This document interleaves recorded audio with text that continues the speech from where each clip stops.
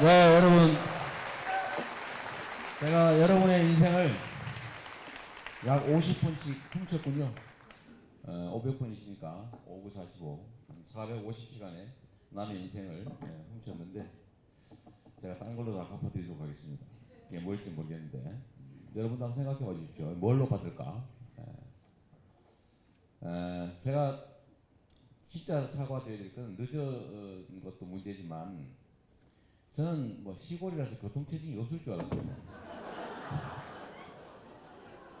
진짜 그 점에 대해서 깊이 사과드립니다. 난 시골에 원래 없는 줄 알았어. 그냥 지도 딱 보고 야 뭐 지나가는 길에 뭐 거제하고 저 고성도 좀 들렀다 가면 되겠네. 그래가지고 고성에서 꼭 왔다 가라고 그래서 그냥 싹 갔다 싹 오면 될 것 같더라고요. 갔더니 세상에 이 인근에서 많이 막혀서 제가 차 안에서 뛸 수도 없고 뛰어도 소용도 없고 그래서 힘들었습니다. 진심으로 사과드리고요. 오늘 제가 오면서 이렇게 영상을 보니까 지금 서울 광화문에 뭐 10만이 왔다는 얘기도 있고 20만이 왔다는 얘기도 있고 숫자를 못 세는가 봐요. 그야말로 이거를 부지기수라고 하죠. 그래서 뭐 언론사마다 뭐 20만 얘기한 데도 있고 10만 얘기한 데도 있고 뭐 5만 얘기한 데도 있고 최소 10만은 넘은 것 같긴 합니다. 10만 넘은 것 같고 각 전국의 각 지역에 촛불들도 좀 많고 합니다. 참 슬픈 일이죠.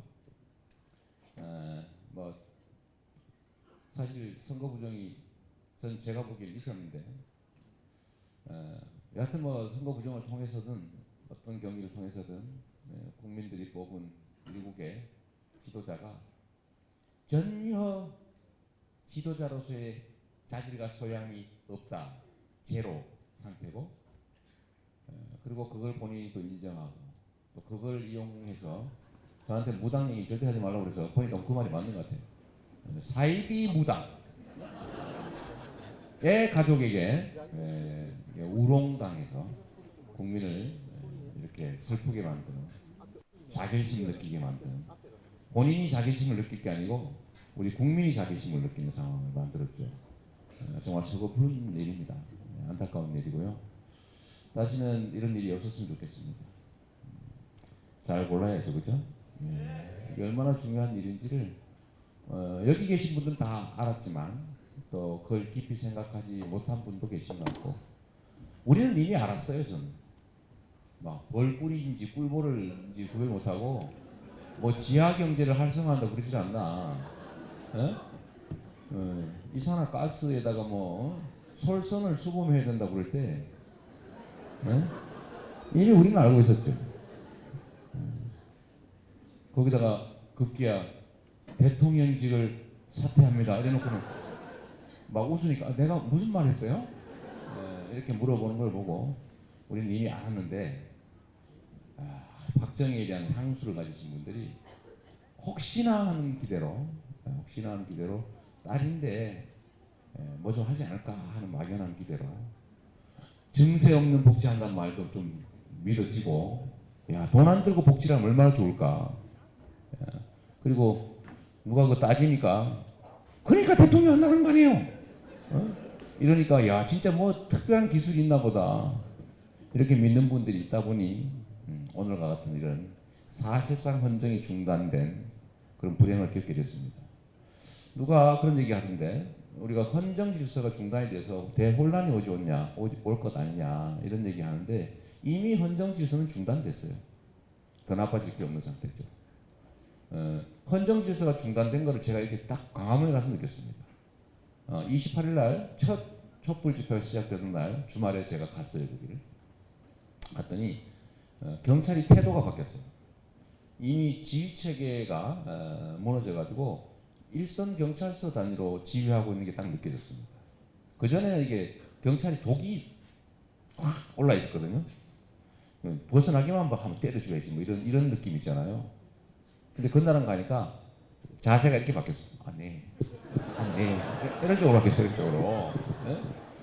그리고 광화문 앞으로 딱 사람들이 가니까 옛날 같으면 막 물대포 쏠라고 막 이러고 있는데 그날은 네 여러분이 얼마나 국가를 걱정하시는지 우리도 이해합니다. 질서를 지켜주세요. 그리고 막 시위하는 사람이 뭐라 그래도 그냥 가만히 있어요 이렇게. 그러니까 그 앞에 가서 대치하던 사람들이 이게 지금 긴장이 떨어져가지고 앞으로 우리는 이 광화문으로 오지 말자. 그래서 요새 행진으로 바꿔버린 거예요. 그 태도가 확 바뀌었더라고요. 이게 왜냐하면 전에는 소위 청와대를 정점으로 해가지고 이렇게 다 체계적으로 지휘하고 거기다가 경찰들은 막 이렇게 군기가 들어가지고 움직였는데 그게 무너졌더라고요. 각자 자기 보신을 하고 있는 거예요. 시민이나 세상이 바뀔 걸 대비해가지고 자기들이 책 잡히지 않기 위해서 진짜 교과서대로 경찰 업무를 수행하고 있는 겁니다. 없는 게 차라리 나은 거죠, 그죠? 다행이야 이런 건 차라리. 그러니까 이미 헤드는 사라진 거죠, 헤드는. 그러니까 없는 게 나은 게 확실한 거예요, 그런 거 보면. 이거 원래 머리가 있는 게 좋다고 생각하잖아요, 그죠? 그런데 그래도 이게 이 사지가 살아 있는데 이 정부 기구는 로봇 태권브이 같은 거거든요. 관료, 조직 뭐 엄청난 힘을 가지고 있는데 거기에 헤드에 영희가 타느냐, 철수가 타느냐, 아니면 또라이가 타느냐에 따라서 이 로봇 태권브이의 행동은 완전히 다른 거죠, 그죠? 지금 완전히 또라이 짓을 하고 있다가 이거 딱 떼내니까 그래도 차라리 가만히 있어. 차라리 예측 가능하게 가만히 있어. 최소한의 기능만 하면서 차라리 잘 된 거죠. 그러나 이거보다는 좀 더 나은 상태로 우리가 만들어야 되니까 또라이보다는 애라도 어린애라도 하는 게 낫죠. 이 발작하는 이상한 사람들이 하는 것보다는 누가 얘기하는 북한이 2년 내에 곧 붕괴된다더라 이런 말하면 아 그래 조금만 밀면 되네. 그러면 흡수 통일을 대비하면서 준비하고 야 다 끊어 곧 쓰러진다니까 야 열을 좀 땡겨보자 이러면서 개성공단 철수. 미국에서 뭐 해달라고 그러니까 아 뭐 그러지 뭐 사드 배치 이런 짓을 그 사드 배치 결정도 전혀 우리가 예측할 수 없는 이상한 사람으로부터 조언을 받았다는 썰이 있어요. 설이야 설. 잘못 얘기하면 고소당하니까. 내가 지금 고소당한 것만 12건인데 툭하면 고소를 해요. 툭하면. 아 말도 못합니까? 저는 이렇게 대놓고 말하는 성질 있잖아요, 그죠? 제가 성격이 좀 못됐어요. 저는 그냥 닥치는 대로 해, 닥치는 대로. 근데 그렇다고 내가 못할 말 했냐고는 아니죠. 한 번은 제가 종북으로 자꾸 저를 몰길래 진짜 종북이 있다. 대한민국의 안보라고 하는 게 얼마나 중요한 문제인데 이걸 악용해가지고 안보를 해치는 자들이 있다. 자꾸 누구 보고 멀쩡한 사람 보고 자꾸 종북 하는데 진짜 종북이고 국가 반역을 하는 집단이 있다. 예를 하나 들어주겠다 그러면서 제가 봐라. 북한에 돈 줄 테니까 총 좀 쏴달라고 부탁한 거 요거 한 일이 있지 않냐. 그 국정원 그때 당시 안기부에서 이거 알고도 방치했거든요. 수사도 안 하고. 그래서 직무유기로 기소된 일인데 수사 안 한 걸 뭐 직무유기라고까지는 할 수 없다. 형사처벌까지는 뭐 아니다라고 무죄 판결 받긴 했지만 여하튼 안기부가 알고도 방치한 건 사실이었거든요. 그러니까 그 얘기 할 수 있는 건데 아 왜 그런 얘기를 했냐고 안기부 명예훼손이라고 고소한 인간이 있더라고. 그 제가 검찰에 불려갔다 왔잖아요. 얼마 전에. 여러분들 그것도 모르고 있구나. 제가 검찰에 지금 검찰에 불려갈 때마다 지지율이 올라가고 있어.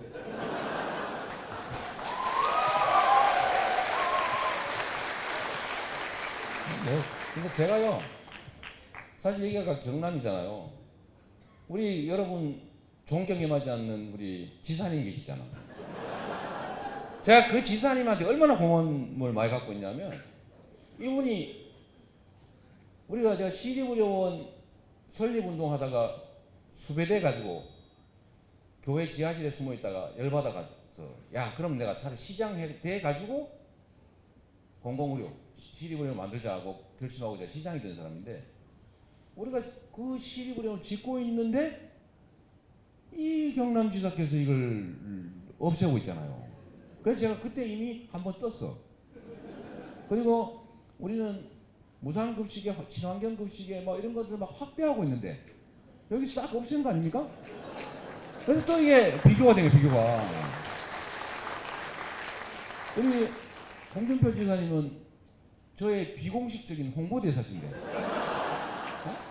예, 홍보대사신데 이분이 얼마 전에 뭘 좀 잘못 짜셔가지고 목에 걸려가지고 쓰러지셨잖아요. 예? 그 1심에서 뭐 선고 징역형도 받았다는데. 그래서 우리나라는 또 이렇게 쓰러진 사람 발로 차면 안 돼요. 그러면 비난받아. 쓰러지기 전에 해야 되는데 이분이 그렇게 그냥 상처를 입으시니까 제 홍보대사 역할을 할 수가 없잖아요. 그래서 제가 되게 좀 안타깝게 생각하고 있었는데 최근에 우리 박근혜 그 여사께서 지금 대통령이 아니라고 하니까 한 소리예요. 박근혜 여사께서 저를 막 또 도와주는 거예요. 그러니까 막 김무성 시켜가지고 복지 잘하고 있는 성남시를 악마의 속삭임이라고 저를 악마로 몰았단 말이에요. 그러더니 올 신년 연두 기자회견 때는 성남시를 콕 집어가지고 본인 말씀으로 그래? 마이크 때문에?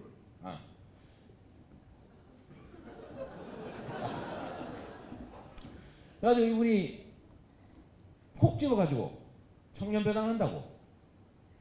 제가 뭐 청년배당 한다고 빚을 졌습니까? 정부에 돈을 달라 그랬습니까? 세금을 더 걷었습니까? 있는 돈 아끼고 아껴가지고 청년배당 하면 칭찬해야 마땅한데 본인이 국민을 상대로 구라쳤던 증세 없는 복지를 성남시가 진짜 하고 있잖아요. 그죠? 본인은 구라했지만 근데 그걸 제가 하고 있으면 칭찬해야 되는데 이분이 또 연두 기자회견을 하면서 기자들한테 성남시처럼 돈으로 청년들한테 뭘 주면서 관심 사는 걸 누구는 못하나 이렇게 말하는 거예요. 자기는 못했잖아. 에? 저는 했잖아. 그죠? 그뿐만이 아니고 남경필 지사를 시켜가지고 성남시 보고 이런 거 하지 말라고 금지 소송까지 해서 제가 또 이렇게 하지 말라면 또 더 하는 사람이잖아요. 그죠? 이 원래 이 전쟁은 이 싸움은 정치는 본질적으로 사실은 전쟁에 가까운데 이기려면 상대방이 싫어하는 걸 해야 될 거 아니에요. 저는 보수 언론들이 막 해라고 칭찬하면 반대를 해버려요. 하지 말라 그러면 막 확 해버려요. 그러니까 이 정부에서도 이거 막으니까 이거 해야 되는 거구나. 내가 확신을 가지고 그냥 막 밀어붙였더니 결국은 성남시에 3대 무상복지. 3대 무상복지. 그 3대 무상복지는 제가 붙인 이름이 아닙니다. 제가 그런 이름을 잘 붙이는데 어느 날 3대 무상복지라는 거예요. 청년배당, 산후조리 지원, 교복 무상교복 지원. 근데 원래 이거 말고도 그 전에 많이 했어요. 뭐 노인복지, 뭐 보육복지, 교육복지, 장애인복지 뭐 이런 거. 지금 뭐 성남시가 뭐 이렇게 좀 이렇게 시위하고 있지만 그렇게 해도 성남시가 전국 최고요, 최고. 더 잘하라고 지금 시위하고 있는데 그거는 성남시에서 알아서 할 일이니까. 그러니까 이런 걸 다 하고 있는데 정부에서 시비를 안 걸어줘가지고 성남 시민밖에 모르는 거예요. 그래서 지금 얼마나 섭섭했겠습니까? 그런데 정부에서 이걸 막으면서 뭐 언론에서 3대 무상복지라고 이름을 붙여주고 그래서 제가 갑자기 복지 전도사가 돼버린 거예요.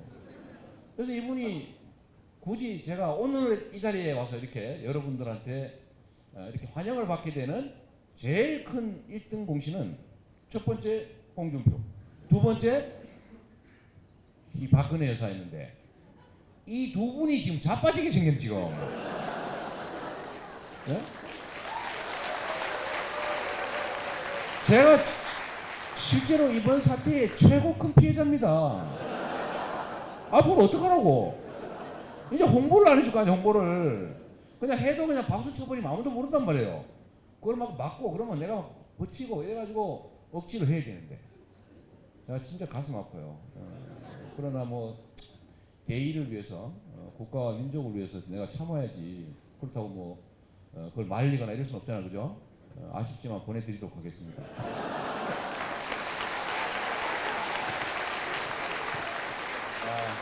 오늘 이제 시간도 늦었으니까 제가 짧게 하고 아마 우리 주최 측에서 한 질문도 있고 하니까 제가 짧게 말씀드리면 이 자치라고 하는 거는 여러분들 창원에 사는 분이 많으시니까 창원이 1인당 예산이 얼마 정도 되는지 모르겠는데 여기 예산이 총 얼마 정도 됩니까? 일반 회계 예산이?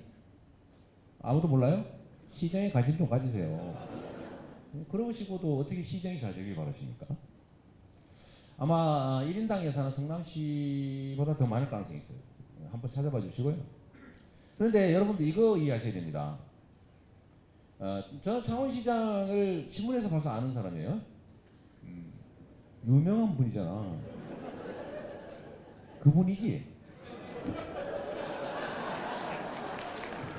이게 바로 108mm 뭐 그 한 분이지. 에?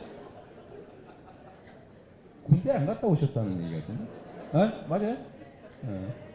근데 그거 할 때 옆에 있는 사람이 예비역 장성이었다는데. 그 사람이 하는 거 따라하다 그랬다는 소문이 있어요. 그때 내가 기사를 본 기억이 납니다.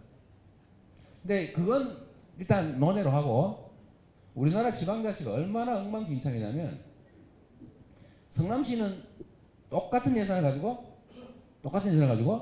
1년에 약 1,200억 정도 빚을 갚고, 소위 모라토리엄 3년 6개월 동안 3,500, 600억 정도, 지금 한 4천억 정도의 현금으로 그걸 갚았어요.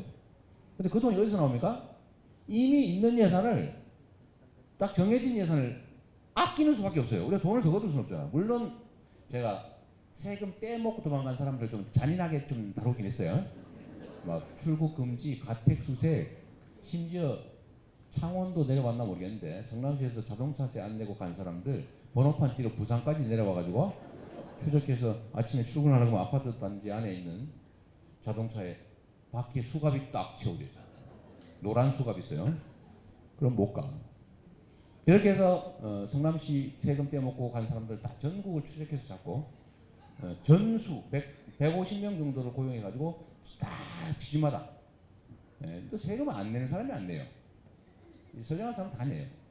안 내는 사람이 안 내는 이유가 있어요. 오늘 여러분들 여기까지 와서 1시간 기다린 거 제가 대가로 좋은 거 하나 가르쳐 드릴게요. 딴 데 소문내면 안 됩니다. 행정기관들은 세무 징수 요원이 사실상 없다시피, 그래가지고 독촉장만 보내. 독촉장만 보내다가 5년 지나면 없애버려요. 결손 채워버려요. 왜냐면 CEO가 소멸합니다. 그럼 그걸 쭉 쌓아놔요. 그냥 맨날 독촉장만 보내, 독촉장. 그러니까 요 아는 사람이 있는 거예요. 한번 떼어먹기 시작하면 세월 지나면 어차피 결손 처분하고 날아가는 거라니까 한 사람이 계속 연체를 하는 거예요. 습관적으로. 선량한 사람은 다 내요. 여러분들은 선량하시니까 설마 그걸 이용하지는 않겠지. 꼭 필요하면 한번 써보라고, 그죠? 단 성남에서는 쓰면 안 됩니다. 성남에서는 가택수세가 가택수세. 집에 가서 막 우리 냉장고에 딱지도 붙이고 막 다 뒤져서 골프채도 뺏어오고 이럽니다. 6개 팀이 있어, 6개 팀이. 압수수색 쪽. 무서우니까 성남권 하지 말고 다른 데 가면은 하세요. 그러니까 이렇게 엉터리로 세무 관리를 하기 때문에 국가 단위도 엄청나게 예산이 사실은 부족하죠. 그래서 저는 성남시에서 밀린 세금을 낼 수 있는데 안 내는 사람은 다 조사해가지고 돈을 받는데, 이게 본전 이하가 될 때까지 계속한다. 왜냐하면 일자리 만드는 거잖아요. 일자리 만들 수 있으니까 그 월급 주는 게 낫지 띄어먹히는 거보다, 그죠? 그래서 본전 되더라도 계속 한다 이렇게 좀 해서 했더니 지금은 경기도에서 세금 체납 징수율이 1등입니다. 1등. 그러니까 그렇게 하는 거 말고는 세금을 우리 늘릴 권한이 없으니까 지출을 줄이는 건데, 이 지출을 줄이는 거의 제일 핵심이 뭐냐면 토목공사 안 하는 거예요. 우리 성남시에서는 저런 거 안 하죠. 보도블록 싹 다 가르치는 거 웬만해서는 안 합니다. 재활용 공사예요, 재활용. 이거 손으로 다 걷어낸 다음에 돈이 좀 들죠, 인건비가. 그 대신 쓸 거 다시 다 쓰고 꼭 필요한 거면 새로 사서 투입해가지고 다시 공사합니다. 인건비는 좀 더 많이 드는데 총액 공사비는 덜 들어요. 근데 인건비를 많이 주면 동네에서 먹고 살잖아, 그죠? 그러니까 동네에서 먹고 사는 방법으로. 도로 포장도 필요한 데만 떼웁니다. 제가 처음에는 요것도 떼우라 그러면 막 떼울 것 같아가지고 사진 찍어서 가져온 다음에 나한테 검사 맞고 하라고 시켰어요. 그래서 제가 막 이거 막 시작 가져오면 요거는 떼우고 요거는 떼우지 말고, 가끔은 실금 난 거 이런 거 떼우러 가져와요. 이거는 판에서 떼우는 거 하지 말고 그 시커멓기를 칠하는 데서 이렇게 칠하는 거. 그걸로 칠하고 마십시오. 계속 확인을 했어요. 요새는 성남에는 아예 그거 없어졌죠. 뭐 몇백 메타 이렇게 막 시커멓게 다시 깔고 이거 없어요. 그러니까 이런 식으로 예산을 이제 아껴가지고 빚어갖고 복지를 늘려서 약 1,000억 정도, 1,000억 정도의 지금 한 900억 정도 청년배당까지 복지 예산을 새로 성남시만 하고 있습니다. 근데 이게 묘하게 재밌는 게 창원하고 비교하면 1인당 예산은 별로 차이가 안 나는데 이 창원은 왜 못하느냐 이유가 여러 가지가 있지만 그 중에 구조적인 문제가 하나 있습니다. 대한민국은 지출하는 최종 예산은 사실 정부 지원금을 합치면 여기가 더 많을 가능성이 높은데 성남시는 정부 지원을 받지 않아요. 그 불교고 단체라고 합니다. 정부 지원을 받지 않아요. 그러니까 성남시는 정부에서 지원금을 안 주니까 너 하지 마 이렇게 얘기했는데 이재명이가 성질이 들어서 그냥 해. 그거 어떡할 거예요? 팰 수도 없고. 응? 그렇다고 나한테 뭐 그 정도 가지고 번개탄하고 마티즈를 쓸 수는 없잖아. 응? 그 정도는 못하지, 그 정도는. 그러니까 그걸 못하니까 그냥 성질만 내고 있는 양상인데 이런 전국의 성남을 포함한 경기도 6개 시와 서울시 해서 7개를 뺀 나머지 236개의 자치단체는 237개인가?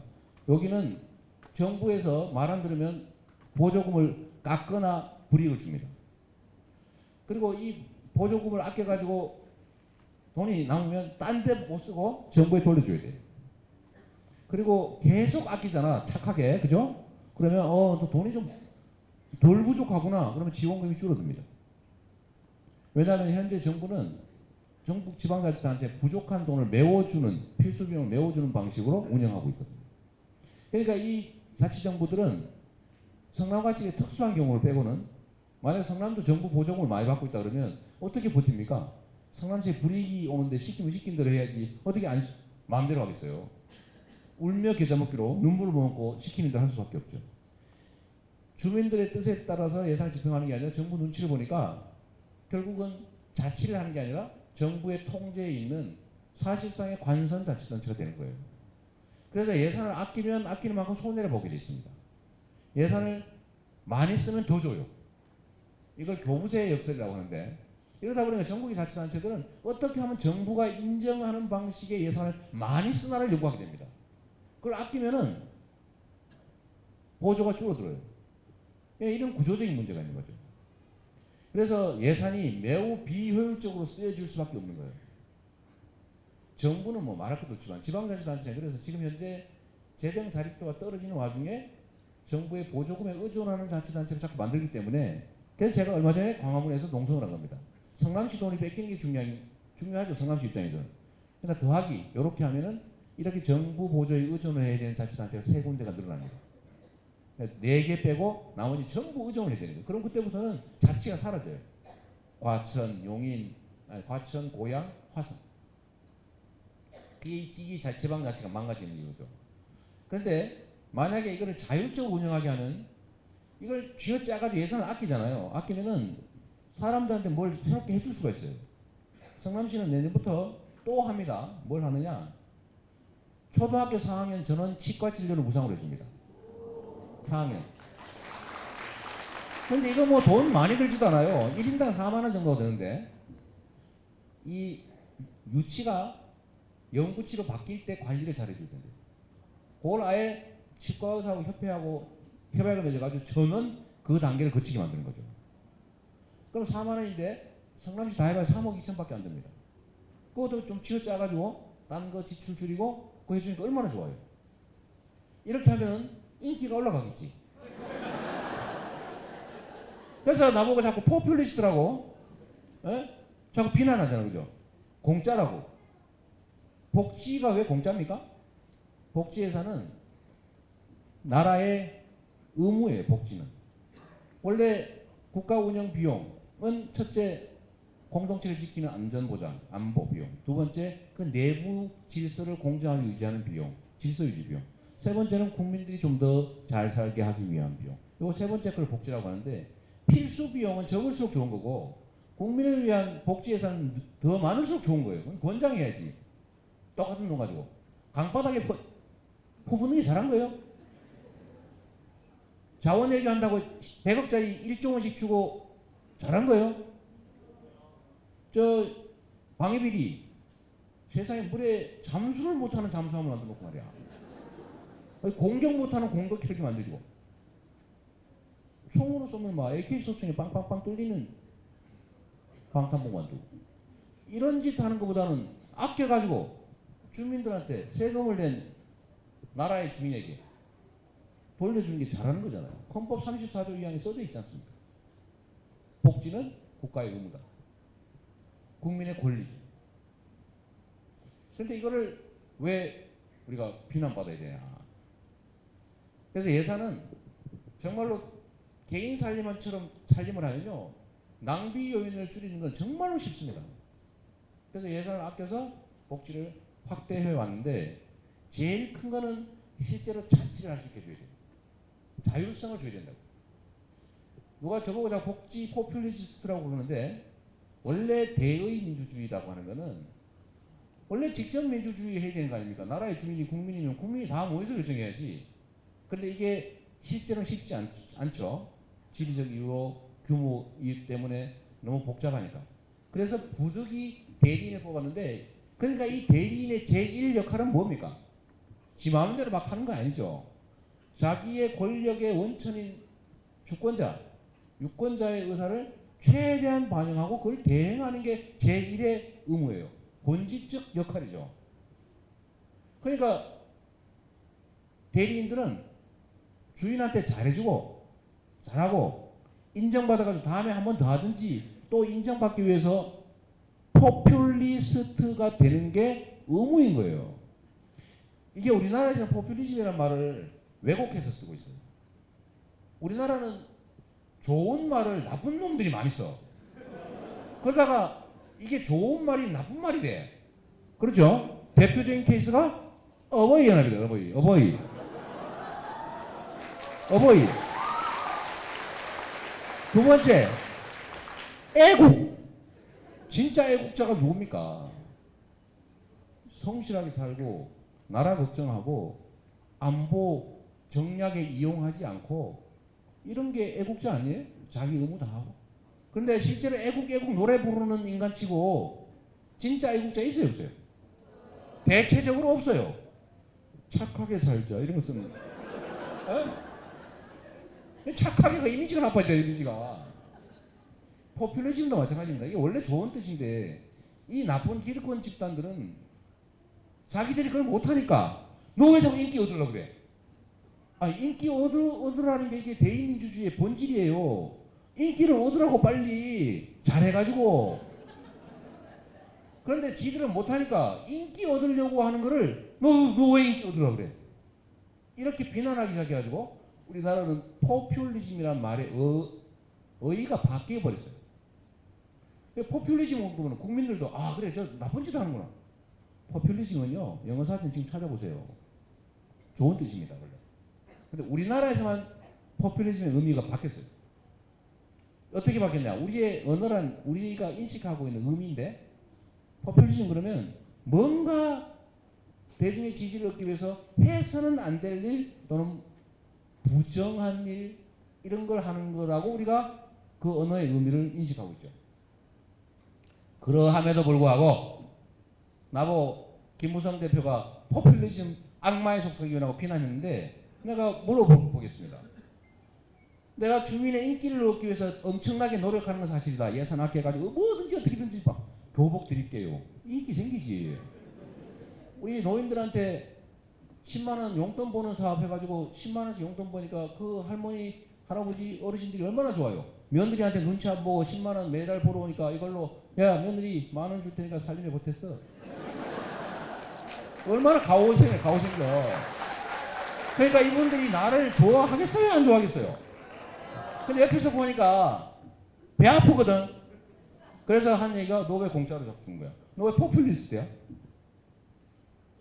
자 반문을 한번 하면 그래 내가 지지를 얻기 위해서 정말 살림 잘해가지고 많이 돌려줬다. 그런데 내가 해서는 안 될 짓 한 거 있으면 한 개라도 얘기해봐라. 아무도 말 못하고 있어 지금. 자 트위터 페이스북에 맨날 하는 얘기예요. 내가 포퓰리스트라는데 그래 우리나라의 변형된 의미의 포퓰리즘이라 치고 내가 해서는 안 될 일 바람직하지 않은 일 있으면 한 개라도 얘기해봐라 할 때 아직 아무도 제시하지 못하고 있습니다. 잘하고 있다는 얘기죠? 네? 그래서 지방자치라고 하는 게 제대로 자리 잡으면 정말로 국민들의 삶이 엄청나게 개선될 수 있는 거죠. 국가 살림은 어떻겠습니까? 제가 성남시 살림을 지금 6년 했는데 1년에 한 1,000억 정도씩 아껴가지고 하다 보니까 마지막 저한테 온 공격이 1,000억 정도를 뺏어서 전국에 나눠주자. 지금 이렇게 지금 시행령을 바꿔버렸어요. 내년에는 260억, 그 다음에는 540억, 그 다음에는 1,200억을 뺏기로 이미 됐는데 싸워가지고 제가 원상복구 시키려고 온 동네 프랭카드 다 붙여놨어요. 제가 싸워서 꼭 원상복구 시킬 거예요.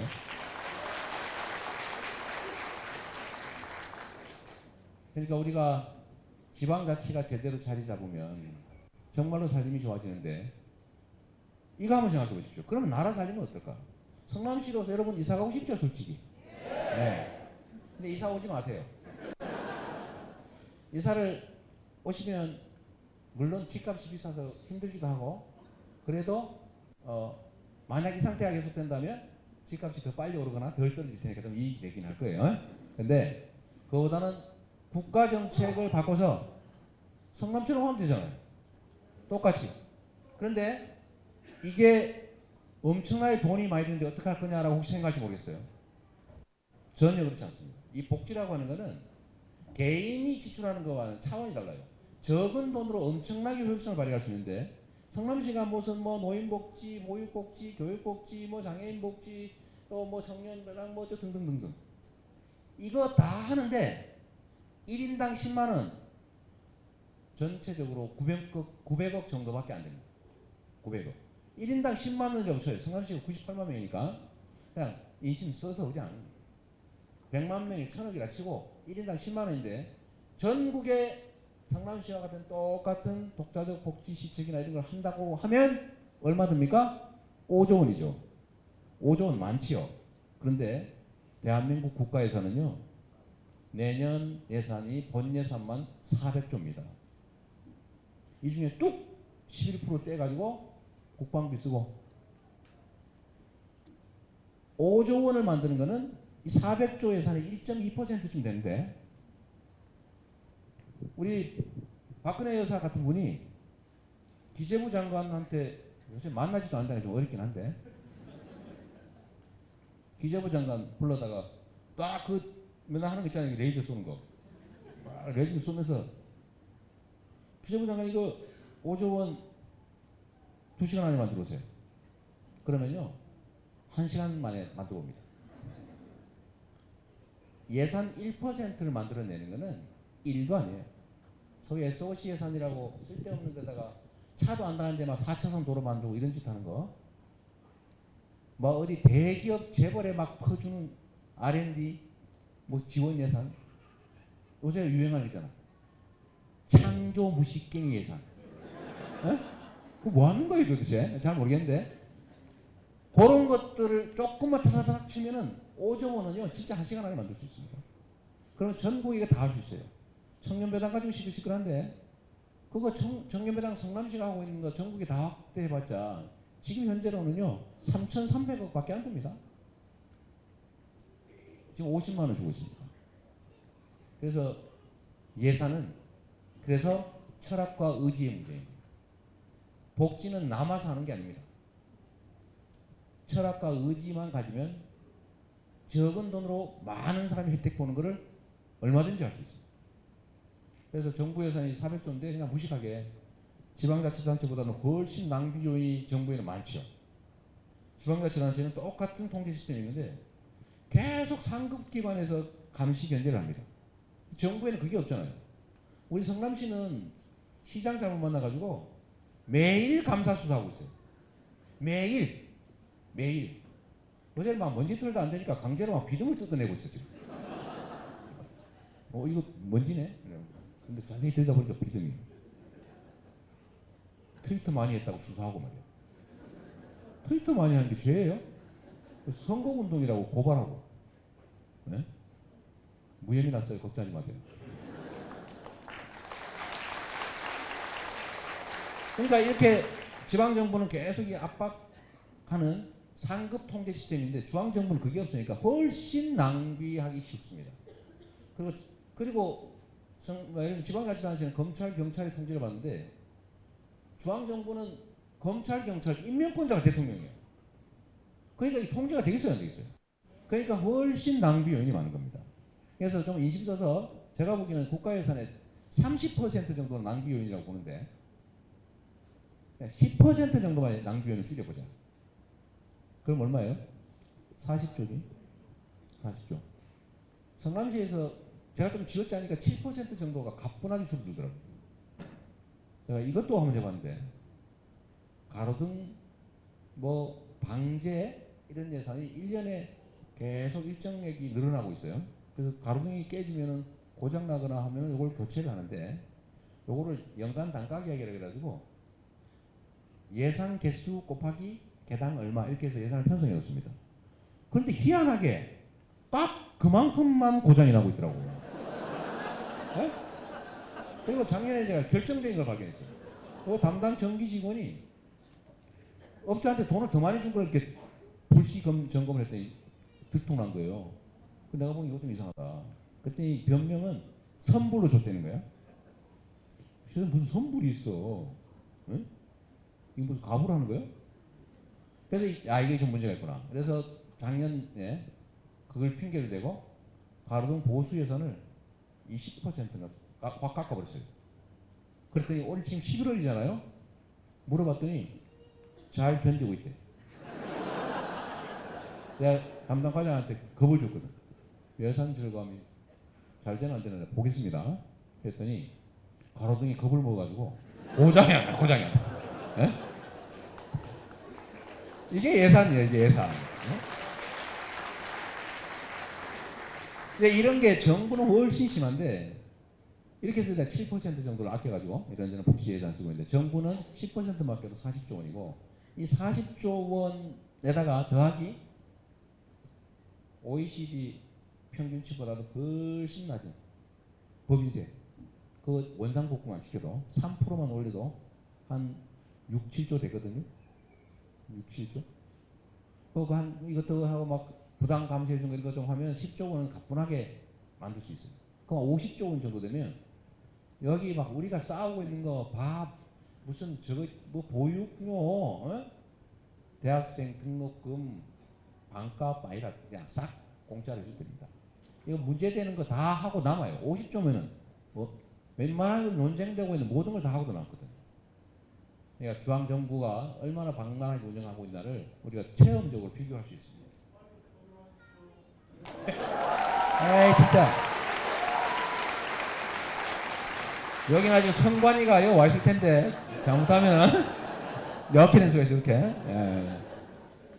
제가 고맙다는 말도 못합니다. 그래서 좀 짰다고 하면 큰일 나기 때문에 저는 막 요만큼도 조심해요. 요만큼도. 제 얘기를 좀 정리할게요. 이제 질의응답 시간이 또 있으니까. 그래서 자치라고 하는 게 정말로 중요하고 복지는 국가의 의무인데 이 복지 지출을 늘리면 지역 경제가 또 좋아집니다. 제가 거제에 갔더니 거기는 무슨 토목공사를 그렇게 많이 하고 있대요. 근데 이 토목공사를 하면 지역 경제가 별로 좋아지는데 별로 도움이 안 됩니다. 그 외지 기업체들 이런 데서 그냥 포크레인 이런 걸 장비로 다 해버리고 지역인 별로 도움이 안 돼요. 겨우 밥이나 사 먹는 수준이죠. 그래서 성남시는 뭘 하고 있냐면 모든 공공 서비스를 최대한 개인이 아니라 시민들로 만들어진 조합한테 주고 있어요. 청소 용역 회사 이런 거를 청소 노동자들이 만들어 가지고 거기다가 용역을 줍니다. 청소 용역. 중간에 못 떼먹겠죠. 제가 이거 하다가 그 청소 용역 회사 조합원 70명 중에 2명이 민주노동당 나중에 통합진보당 당원이라는 이유로 저를 종북의 자금줄이라고 네? 이래가지고 저를 2012년부터 무려 2015년 작년 2월까지 죽어라고 저를 종북몰이란 거예요. 그래서 제가 작년에 또 서울지검에 끌려갔잖아요.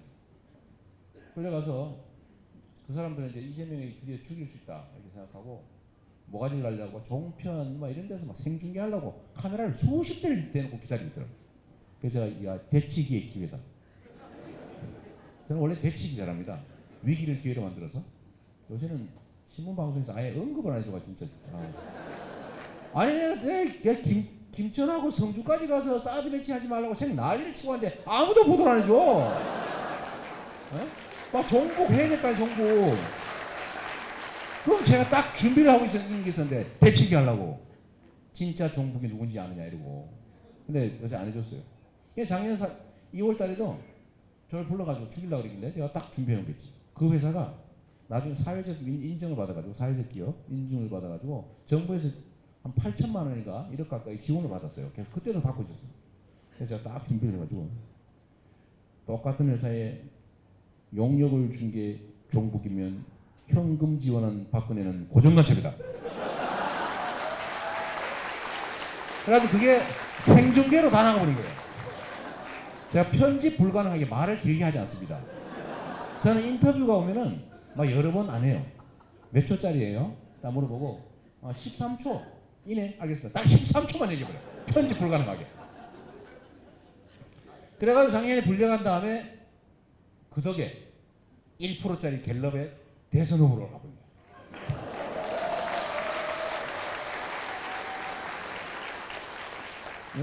결국 광판 얘기 됐네. 다 되돌아가서 버스 회사, 마을버스 면허도 원래 개인한테 내주잖아요. 그러면 대당 보통 버스 한 대당 권리금 1,500만 원 생겨가지고 몇 억짜리 이권 사업이에요 그게.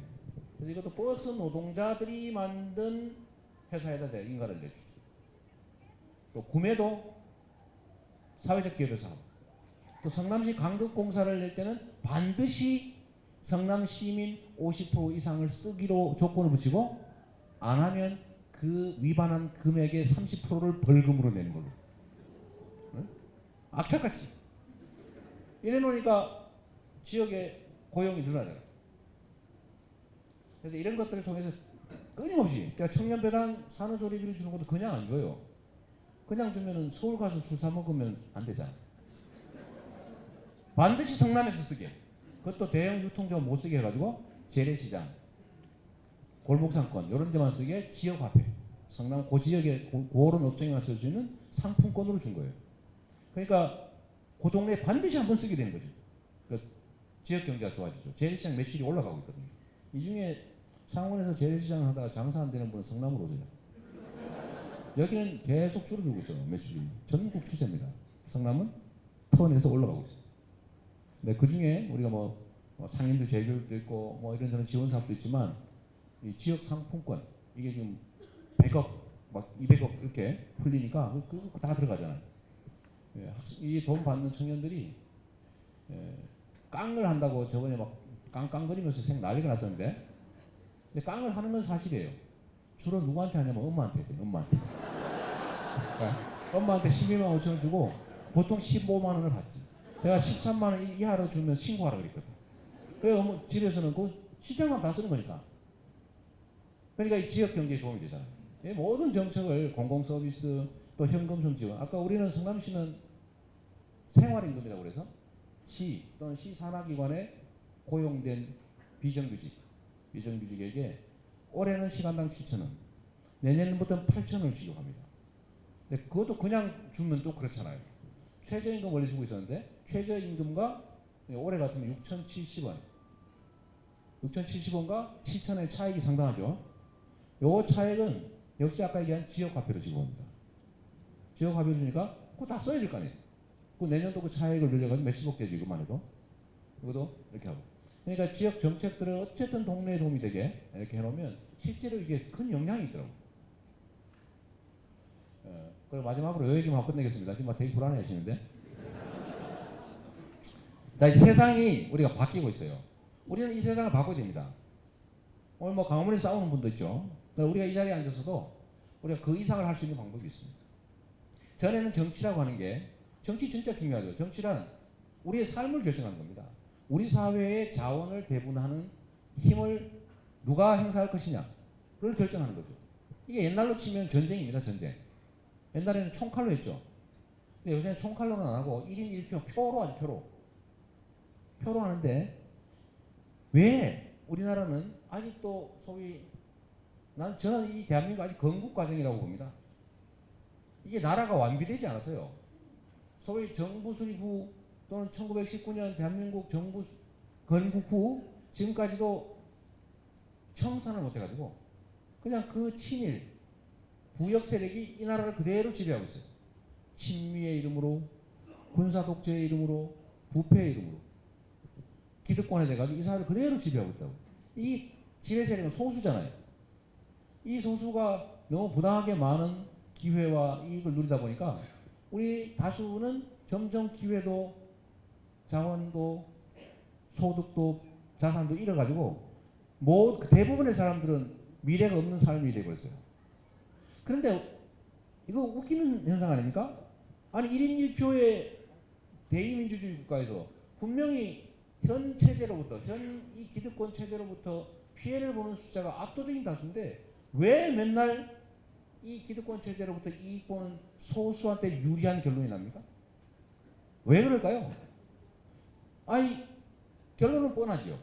이 다수가 다수로서 입장을 확인하고 공동의 행동을 하지 않다 보니까 이런 일이 벌어진 거예요. 우리 다수는 당하는 거죠. 맨날 첫째 언론에 속아가지고 자기한테 이익이 뭔지를 헷갈려. 두 번째는 정치가 하도 엉망진창이고 우리의 뜻이 반영되지 않다 보니까 정치에 관심을 갖지 않아요.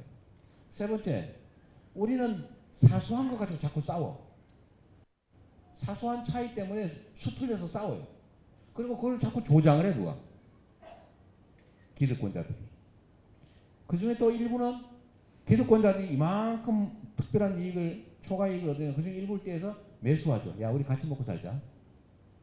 그래서 결국 나중에 모아보니까 제대로 자기 입장을 이해하고 자기를 위해서 행동하는 사람이 소수가 되어버린 거예요.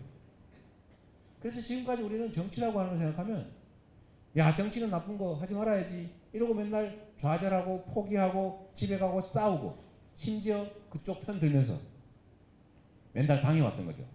근데 이게 바뀌고 있습니다.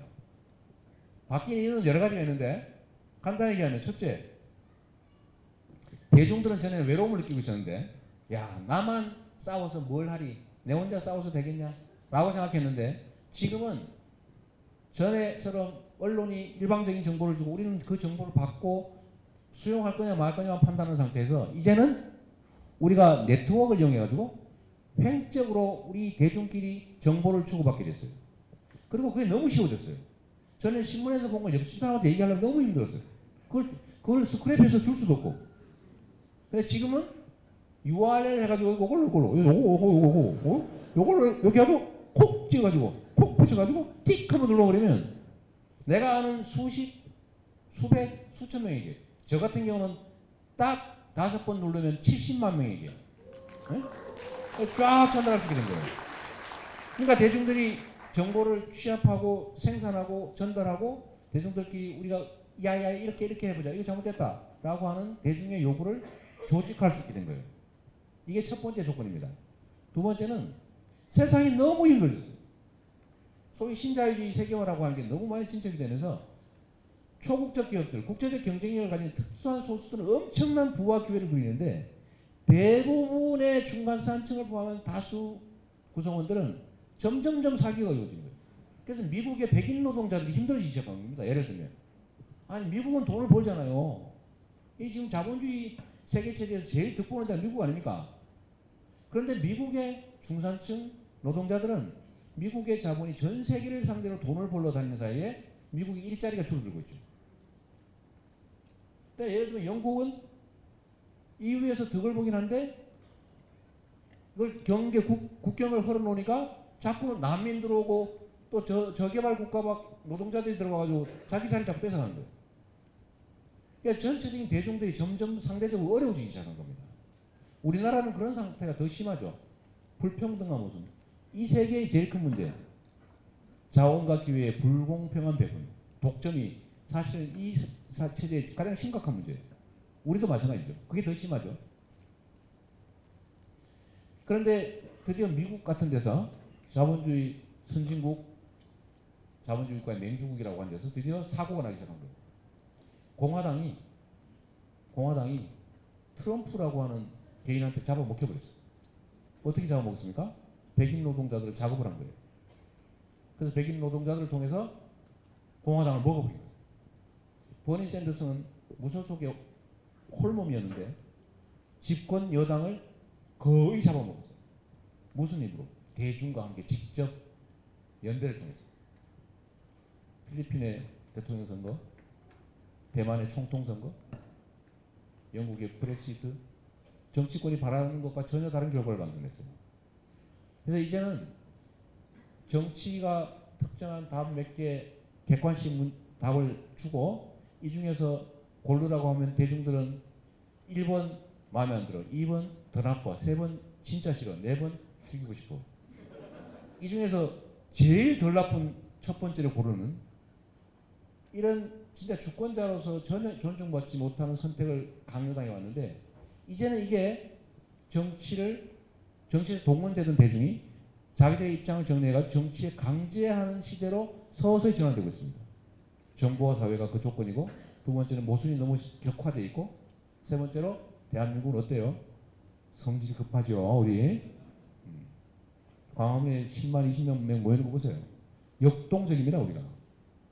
그래서 이 조건들이 있기 때문에 미국이나 영국이나 아니면 유럽이 겪고 있는 그 변화보다도 훨씬 더 강력한 형태로 훨씬 더 큰 격변을 겪게 될 거라는 거죠. 근데 여기에 제일 핵심은 뭐냐면 바로 우리 자신입니다. 이제 한 명이 할 수 있는 역할이 너무 커졌어요. 전에 우리가 그거 기억하죠? 대한민국의 민주주의, 군사 독재를 이겨내고 대한민국의 제대로 된 민주주의가 시작된 것은 87년인데 이 87년 민주항쟁이라고 하는 게 뿌리가 뭐예요? 광주 민주화운동입니다. 이 광주 민주화운동을 처음에는 사람들이 폭동으로 알았죠. 저도 폭동으로 알아서 욕하고 다녔으니까. 그런데 나중에 알게 됐죠. 아, 그게 아니구나. 이 나쁜 놈들이 세상에 권력을 장악하기 위해서 저짓을 했구나. 자, 옆으로 약간 세면 이 얘기 나와서 그런데 지금 저 사람들 가만 놔두면 속 사퇴할까봐 걱정하는 사람도 있죠. 걱정 붙들어 매세요. 절대로 자기가 사퇴할 인간들이 아닙니다. 왜? 탱크를 몰고 권력을 장악한 집단, 그 집단의 딸이에요. 수백 명을 총으로 쏴 죽이고 대검으로 찌르면서 권력을 가졌던 집단의 후예가 새누리당입니다. 이 자들이 쉽게 포기할 것 같아요? 죽기 전까지 포기 안 합니다. 그냥 저절로 포기할 거 생각하지 마세요. 어쨌든 내가 얘기를 잠깐 옆으로 세다 보니까 이제는 그 개인들이 역할이 큰데 그때도 이 변화를 누가 만들었냐면 유인물 50장 밤에 철필로 끌고 가지고 몰래 숨기고 구속 감수하고서 50장 100장 유인물 뿌린 그 사람들로부터 사람들이 각성하기 시작한 거예요. 저도 그거 보고 세상을 알게 됐으니까. 근데 지금은 우리가 트위터, 페이스북, 인스타그램, 페이스북 페이지, 카카오 스토리 이런 거 하면 밴드 이런 거 하면요. 그 유인물 순식간에 수천 장 뿌릴 수 있어. 우리가 세상에 전하고 싶은 정보. 정보가 세상을 지배하는 겁니다. 정보가 사람을 지배해요. 여러분 지금은 여러분 일배 아니었는 척하고 쓱 생각하고 계신데 우리도 언제든지 일배가 될 수 있는 거예요. 저도 한때 일배였다고. 원조 일배. 광주 민주화운동 기자 폭동을 알았으니까. 왜? 정부에 주는 정보를 일방적으로 받다 보니까. 근데 이걸 깬 게 뭐예요? 유인물. 사람들의 말. 지금 이 정보를 우리가 사람들한테 판단을 바꿀 걸 요구할 게 아니라 그 판단을 바꾸는데 필요한 정보들을 전달할 루트만 최대한 확보해 놓으면 6개월만 하면 10,000명 정도 네트워크를 만드는 건 일도 아닙니다. 생각 좀 지어보세요. 밴드 아시죠? 초등학교, 중학교, 고등학교, 대학교, 직장, 동네, 미장원 모임, 목욕탕 모임 이런 거. 게다가 트위터, 페이스북, 카카오 스토리, 카톡, 인스타그램 이런 거 하면 한 6개월만 이렇게 하면 수천 명 되는 건 일도 아닙니다. 근데 수천 명에게 이 자기가 보내주고 싶은 정보를 전달해 줄 수 있는 걸 확보한 사람들이 1,000명이 모였다고 생각해 보세요. 1,000명, 이거 500명쯤 된다는데 500명만 한다고 쳐봐요. 이거는 웬만한 지방 방송사 한 개 역할합니다. 그러니까 여러분들이 동네 사람들한테 막 뭘 알리기 위해서 말로 할 필요가 없어요. 평소에 그 루트만 확보해 놓으면 되는 거죠. 저도 죽으라고 하잖아요. 새벽 2시에 저한테 쪽지 받은 사람 손 들어보세요. 돼 있네. 좀 적게 보내지. 내가 시간이 없어서 새벽 2시에 보통 답을 하거든요. 쪽지 받으셨죠? 네. 아, 드셔도 돼. 나쁜 사람 아니니까. 많네. 이렇게 하나하나씩 투자해가지고, 자, 지금 현재는 직접 도달되는 제 친구들이 한 75만 정도? 이 정도 됩니다. 그 5군데 누르면 75만이고, 그분들이 또 가만 안 있잖아요. 막 트윗하고 막 좋아요 누르고 이래버리면 보통 기본적으로 100만. 좀 중요한 의제다 싶으면 200만, 300만까지 순식간에 몇 분 안에 딱 도달합니다. 요새는 언론들이 저를 허위사실로 공격을 하잖아요. 제가 반격을 하거든요, 그걸로. 여러분도 할 수 있다고. 우리 개개인이 할 수 있는 역할이 너무 커진 시대입니다. 그래서 행동하는 소수가 중요하죠. 이 사회를 지배하는 것은 1%예요. 1%의 소수 기득권자들인데 이 1%에 대항은 99%가 다 할 필요가 없습니다. 우리도 1%만 하면 됩니다. 1%. 우리가 그 1%가 되는 거는 손가락을 조금만 쓰면 돼요. 아까 젊은이가 저한테 그 질문을 하더라고요. 거제에 갔더니 시장님 중학생이 그 강연을 들으러 왔더라고요. 고등학생 와가지고 자기는 촛불도 갔다 왔다 그러니까 우리가 이렇게 하는 게 옳은 일입니까? 이렇게 얘기하더라고요. 자신이 없었던가 봐요. 부모는 말리고 선생도 막 뭐라 그러고 이러니까. 그래서 진짜 잘하는 거다. 우리가 기회가 요만큼 있는데 여기를 통과하기 위해서 막 죽어라고 해봐요. 여기 통과하는 사람 몇 명이나 되겠냐. 이 기회를 늘리기 위한 우리의 사회적 환경을 바꾸기 위한데 조금만 투자해보자. 대한민국이 이 불공평하고 불평등한 세상인데 그야말로 과거의 이 기득권 잘못된 구조를 청산하고 공정하고 공평한 세상을 만들어서 희망 꿈꿀 수 있는 나라를 만드는데 만약에 우리가 국민이 하루에 20분만 인터넷 들어가서 SNS하고 그 맞는 말에 좋아요 누르면 맨날 좋아요 눌러가지고 다음 네이버에 댓글 많은 뉴스, 공감 많은 뉴스 1등 할 거 아닙니까? 그 온 동네 사람 다 알잖아요. 그게 우리가 가진 힘이라고요. 그래서 지금 우리가 가진 환경을 바꾸기 위해서 데모하고 조금 하는 거 그게 진짜 큰 도움이 될 거다. 지금 광화문에 중고등학생들이 엄청나게 참여하고 있습니다. 그래서 무서운 거예요. 정리하겠습니다. 네. 개인의 역할이 중요한 시대가 왔다. 그리고 우리 여기 계신 분들만 창원을 바꾸기 위해서 또 대한민국을 바꾸기 위해서 행동통이라면 정말로 큰 변화를 순식간에 만들어낼 수 있다는 거죠. 우리가 가진 개인이 가진 그 힘이 얼마나 큰지를 우리가 너무 잘 모르고 있어요. 그래서 그 증거를 제시하고 제 얘기 끝내도록 할게요. 이 댓글 쓰고 SNS 활동하고 하는 게 얼마나 중요하냐. 증거 1. 국정원이 하고 있다. 국정원이 목숨 걸고 있죠. 그죠?